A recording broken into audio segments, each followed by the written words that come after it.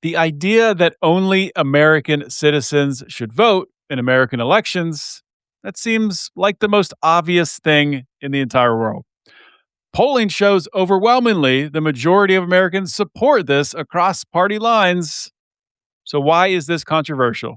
That's what we're going to talk about today.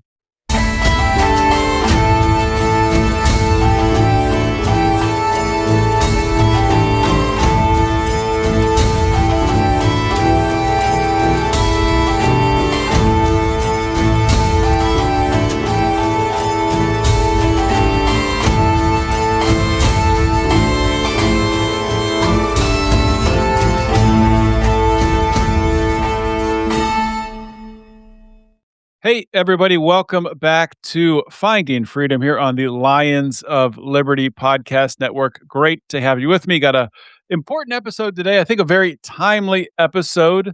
We'll be talking about elections and non-citizen voting. I think kind of with what's going on in California, especially Los Angeles right now with the mayor race, really important conversation to have right now. I think a lot of us are thinking about the integrity of our elections. I'll introduce my guest in just one moment. Before I do that, I got to tell you about our sponsor for today's show, Jason Gagne and his Good to Go Body program. If you've ever started a fitness program and you quit within a few weeks, it wasn't your fault. The program was wrong for you. Jason's program, it's a 90-day program. It's designed specifically for beginners, focuses on consistency over intensity. So you build real strength and you build up that foundation without getting burned out and without getting hurt. It's going to incorporate things like push-ups, squats, burpees, sit-ups, mastering the basics, also incorporating flexibility, which is something I think a lot of us neglect. So you can build that strong foundation. You can save $100 off of his program by using the link wherever you're listening, watching today's episode. Just click that link and you will save $100 on the exercise program. So check it out. All right, let's bring in today's guest. And today's guest is Jack Tomczak. He's a political strategist and spokesperson for Americans for Citizens Voting, or Americans for Citizen Voting, a national organization dedicated to ensuring U.S. elections are decided solely by American citizens. He's one of the leading voices in the fight to make citizen-only voting a mainstream, bipartisan standard. Jack, welcome to Finding Freedom. John, thanks for having me. Yeah, great to have you here. And, like I talked about top of the show, integrity of elections. I think a lot of us are thinking about this right now with what is happening in Los Angeles, California. Before we get into talking about the issue and maybe talking a little bit about that race itself, if you could kind of introduce yourself to my audience a little bit more, let them know what really brought you into this topic, this important subject of integrity in our elections and citizen voting. So, Americans for Citizen Voting, what we normally do is we work with legislators and citizen activists to amend state constitutions to make it so only U.S. citizens are allowed to vote in state and local elections.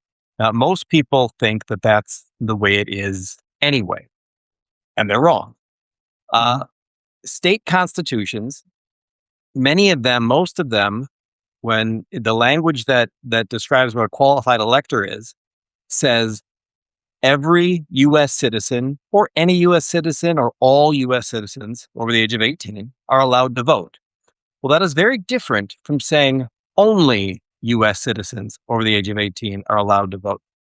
In a handful of states that have the any, every, all language, municipalities are legalizing non-citizen voting for municipal elections.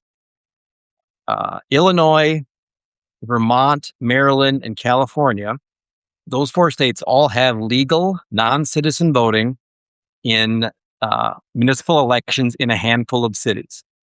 Also, Washington, D.C. has legal non-citizen voting for municipal elections. If you work for the KGB or the Chinese government or the North Korean government, and you live in Washington, D.C. for 30 days, after 30 days, you can vote in the municipal elections. So most of the work that we do at Americans for Citizen Voting has been amending state constitutions to change the language to say only U.S. citizens are allowed to vote. And then last summer, we took a look at the U.S. Constitution.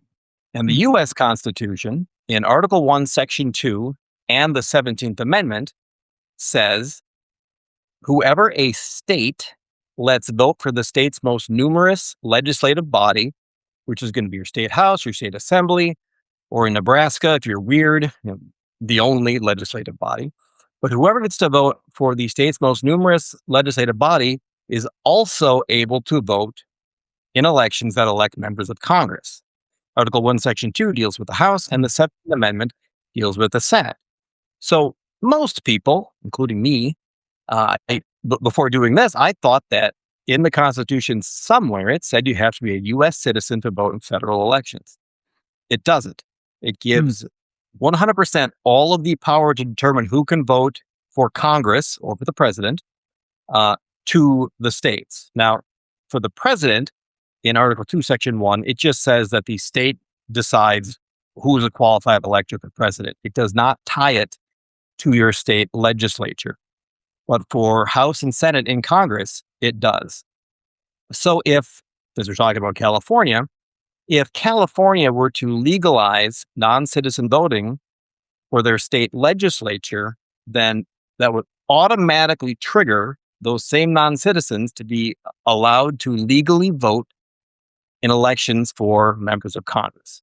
And there isn't a darn thing anybody could do about it. There isn't a statute that could break that tie because it's in the Constitution. And there isn't a federal statute that could break that connection because it's in the Constitution. The only way to sever this tie is through amending the U.S. Constitution, which is what we are trying to do with House Joint Resolution 152, which is in Congress right now, awaiting a hearing in the Judiciary Committee in the House. Okay, so just to kind of zoom in on what you just said there, make sure everyone heard this, because the argument that, to play devil's advocate, that people will make, especially on the left, will say, well, people who live in a city, who live in Los Angeles, who live in Washington, D.C., who live in whatever liberal city, will say, well, they might not be citizens, but they're living there and they're using the local services. Shouldn't they be allowed to participate in who is running that city and who is making the decisions that are impacting their daily lives? And what you're saying is what you can't really do that. Just allow them to vote in those very local elections without jeopardizing the fact that they'll be voting in federal elections too. Is that what you're saying? It's a little different. So for local elections, if a state does not have only in their constitution for determining who can vote, only citizens, then there's a path for legalizing non-citizen voting in municipal elections. And if the people of those cities want to do that, that's their business. Oftentimes, though, this decision to legalize non-citizen voting isn't put to a vote to the people. It's decided by the city council. And in that case, for municipal elections, it does not impact federal elections. But if a state wanted to, for some reason, decide to let non-citizens vote for their state legislature, that's when it starts to affect the rest of us. Gotcha. Okay. That's when, because if a non-citizen is voting in an election in California for Congress, and that member of Congress was elected with non-citizen votes, well, Congress represents all of us. So in that case, it impacts all of us. And that's where we come in. Are there any states that are attempting to do that right now? In 2023, there was a bill in the Connecticut legislature. It didn't get very far this time, but it would have legalized non-citizen voting for their state elections. There have been several bills in New York over the last 20 years to legalize non-citizen voting for their state legislature, knowingly triggering the eligibility to vote in Congress. The Connecticut bill, we're not sure if the author knew what they were doing, if it knew that it would trigger this eligibility for congressional elections. But in New York, they did. So it's not a lot of states, but it is some. And a problem like this, a loophole like this, is better addressed now before it has become a full-blown problem than it is later on when it is.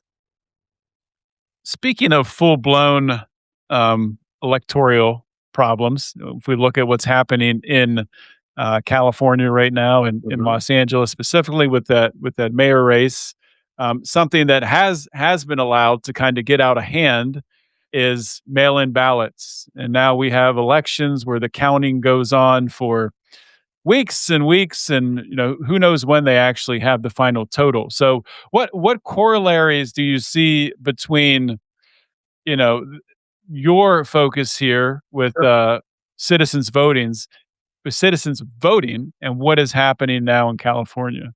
Well, our organization is nonpartisan and our issue is nonpartisan, but most of my political time work has been on the right. I'm a Republican. And what I've noticed is that on the left, they want to expand the franchise in many ways. Some folks want to lower the voting age to 16. Some folks want to, on the left, let non-citizens vote. And they want to increase the amount of time people have to get their vote in. And the emphasis is on maximizing participation, which, if it's a legal vote, we want as many legal votes as possible, as many people participating in the process as possible, of course.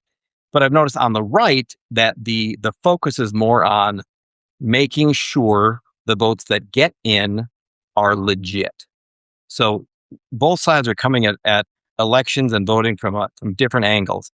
The left wanting to maximize participation through increasing the amount of people who can legally vote and giving them more time to vote. And on the right, trying to make sure that the votes that are happening are legit. Like you see with the SAVE Act and the Save America Act, trying to have verification of citizenship that is not to disqualify women, as they say. It is to make sure that if you're voting, you are a citizen of this country. That is to make sure that the votes we are counting are correct. And I live in Minnesota, where you have like 17 years to get your ballot in. And the goal on the left, as they say, is just to make sure that everybody has the opportunity to get their ballot in.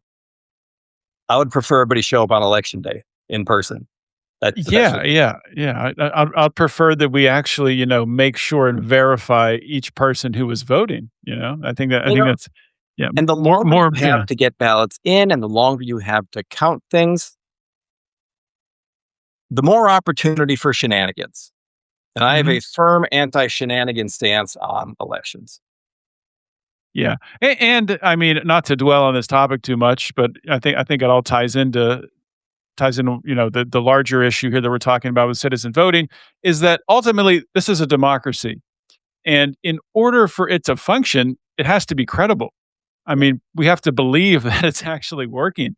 We have to believe the results. And what I've said about the Los Angeles thing is that, and it's not even really like, if we look at the individual candidates, it's not really, when I look at the results, it's not really about Spencer Pratt. I mean, he's indirectly affected by it. But it's just looking at the results, how in the run up to election day and on election day, you have the current mayor, Bass, who was leading, and then mail-in ballots come streaming in, and all of a sudden, sure, mail-in ballots skew Democratic because that's what they do, and they're not like many Republicans want to go to the polling place and vote on election day, and that's what they're the leading Republican politicians are telling them to do. But with Democrats, all of a sudden it's switched, and now it's not Bass leading. In mail-in ballots, it's Rahman leading, kind of out of nowhere. Nobody expected that. So, kind of just raises eyebrows, like, well, what's happening there? That's kind of interesting. Well, and what the LA mayor's race illustrates, and it's been building for decades, is that people don't trust election results anymore. People don't trust election officials anymore. And that's not good. That's not good for the country. It's not good for democracy, because at the end of the day, we do have a winner and a loser. And if half the people and sometimes half the country legitimately don't believe that the candidate who won actually won, that erodes the legitimacy of elections and government itself. And a society we don't last long if that's the road we keep going down. People need to be able to trust election results with as much transparency as possible, and the process needs to be open, simple, and clean. Yeah, so let's dig a little bit into, kind of the temperature of Americans on this, looking at the polling. What has polling shown in regards to how people feel about citizens only voting? The most recent poll that we did nationwide showed 90% support for only citizens being allowed to vote in federal elections. And that's regardless of race, regardless of gender, regardless of ideology, regardless of party. People know in their gut instinctively that if you are going to be voting on the rules of the organization, you should join and be a member of the organization. Mm-hmm. The president of our group of Americans for Citizen Voting, Abby Fortenberry, she's a naturalized citizen who was born in Brazil. So she's gone through the process of becoming a citizen. And we found anecdotally the people most supportive of what we're doing are the people who have chosen to come to this country and chosen to become citizens and done the work to become a citizen. They're the ones who, again, anecdotally, value citizenship the most when it comes to elections. And why wouldn't they? They've done the work. Mm-hmm. And that makes perfect sense.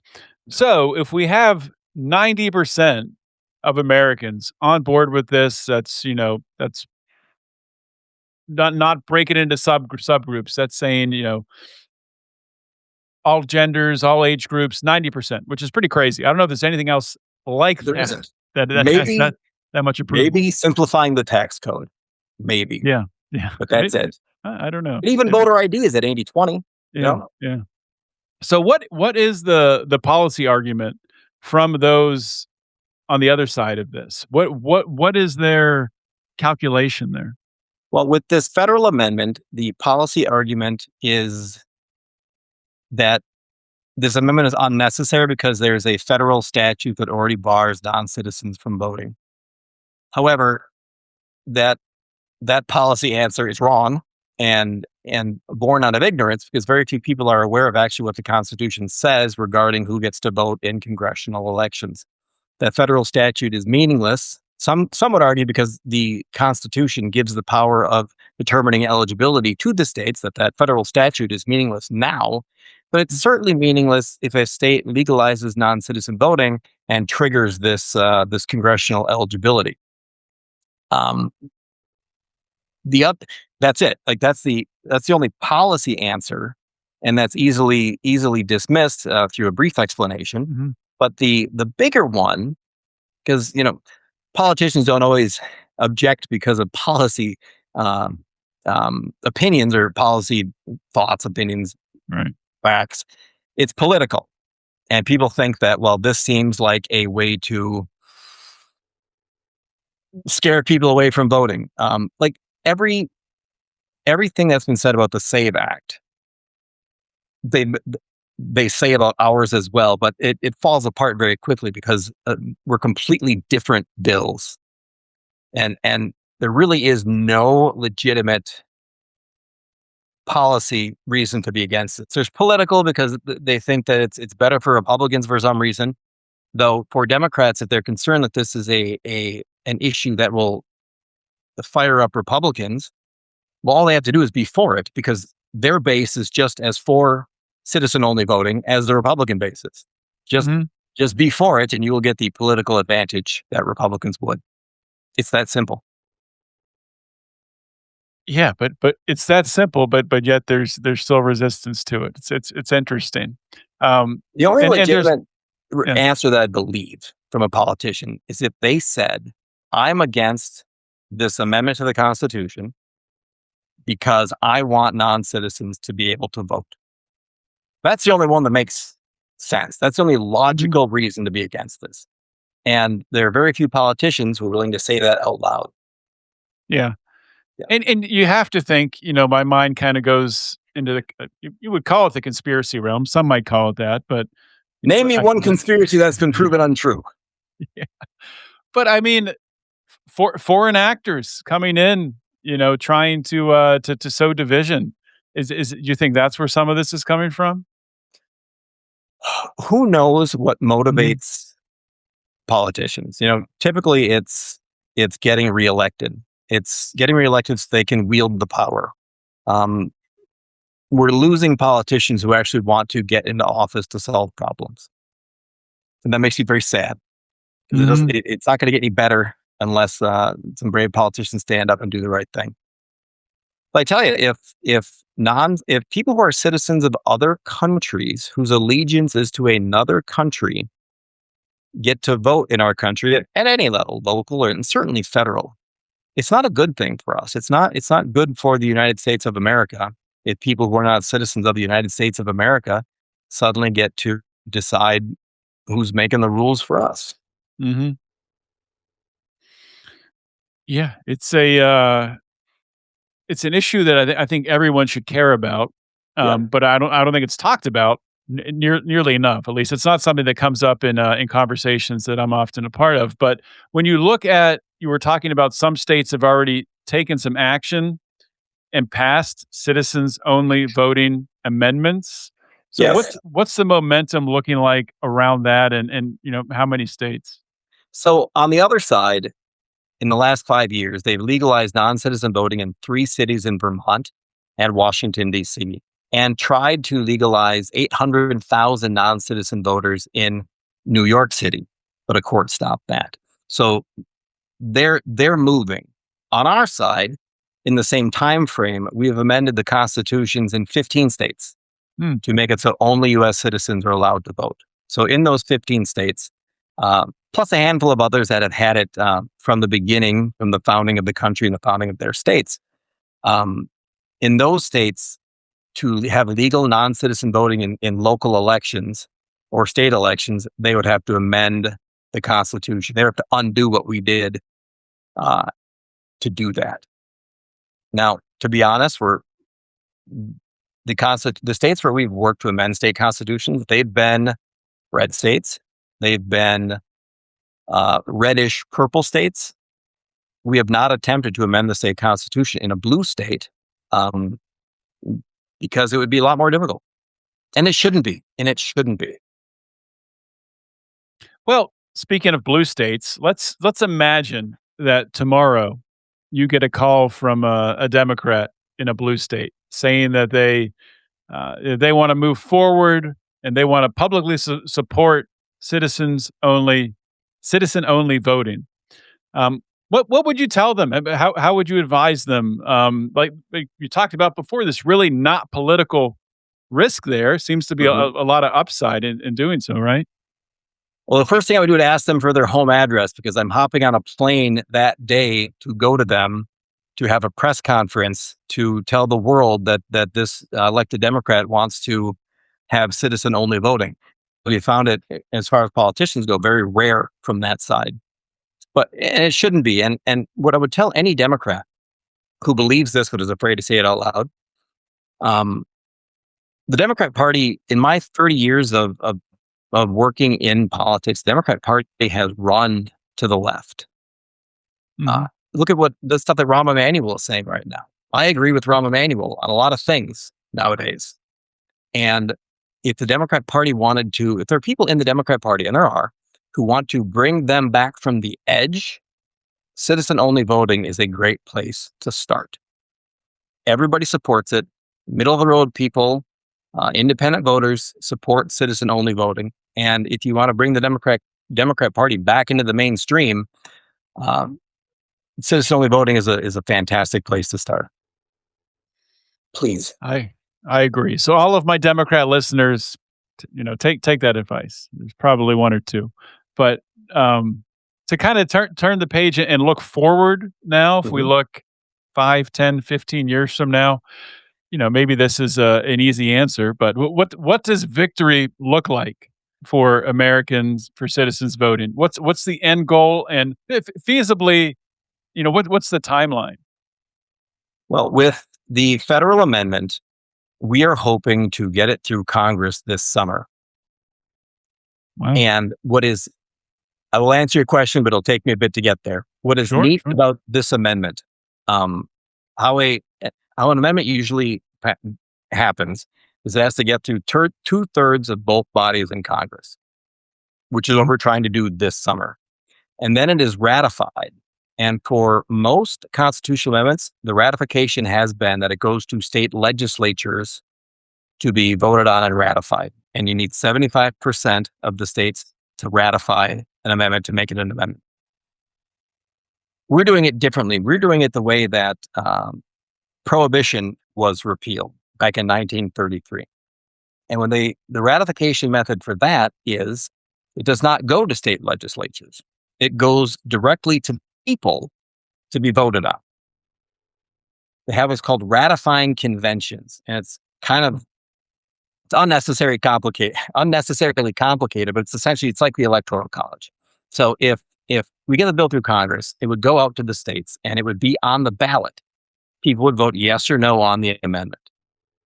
And then in a couple of weeks, the yes delegates for the convention would vote yes on it, and then or no if no happened to win, like the electoral college. But essentially, it's a popular vote, state by state. So if we get through when we get through Congress, hopefully, there are some states who could have it on the ballot as early as this November. Others, it might take a little longer to get it on a ballot. But ideally, victory looks like we get it through Congress now, and a handful of states ratify it this November, and the rest do it in 2 years. Do you And think then that long that's term, 10 years, we have our amendment, we have our federal amendment passed. And if not this time, hopefully sometime in the next 10 years.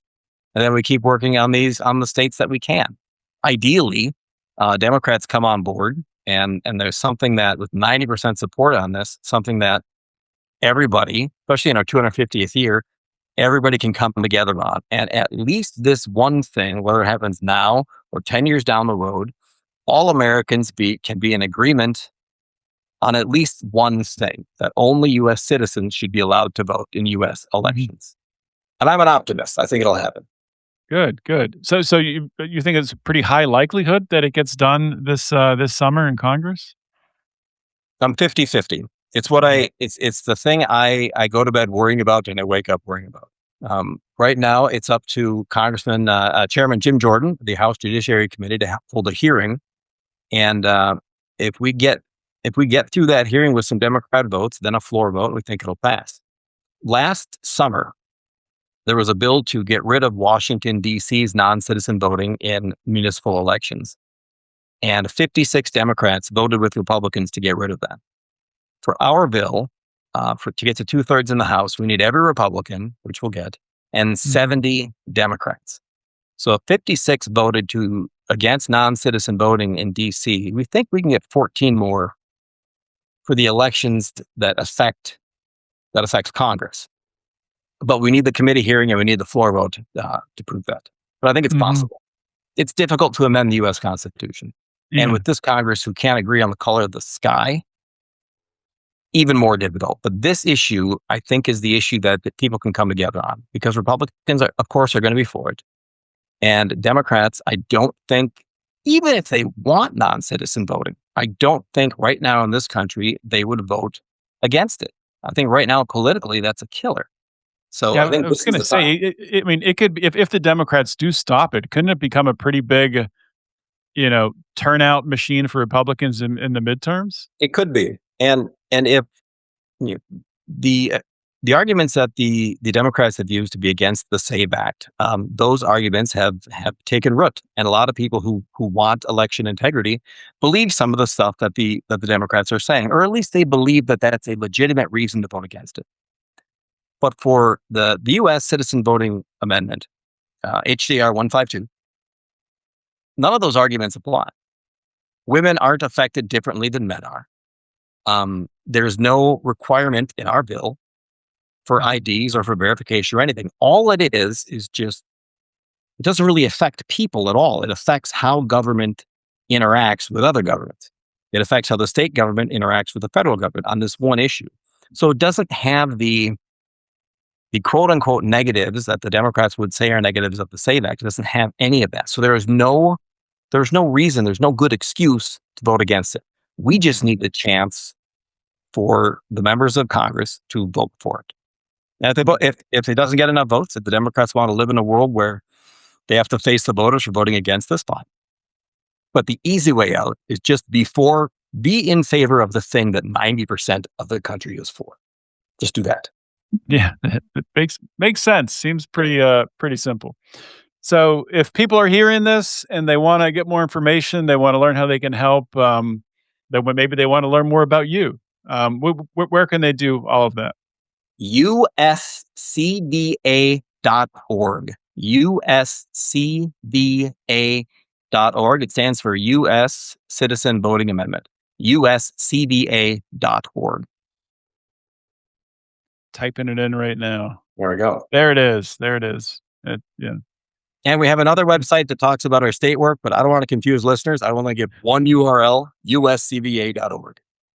Okay, fantastic. People can email me at jack@onlycitizens.vote if they want to.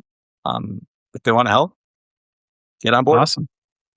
Fantastic. Jack Tomczak, thank you so much for coming on the show and talking about this important topic. All right, take care.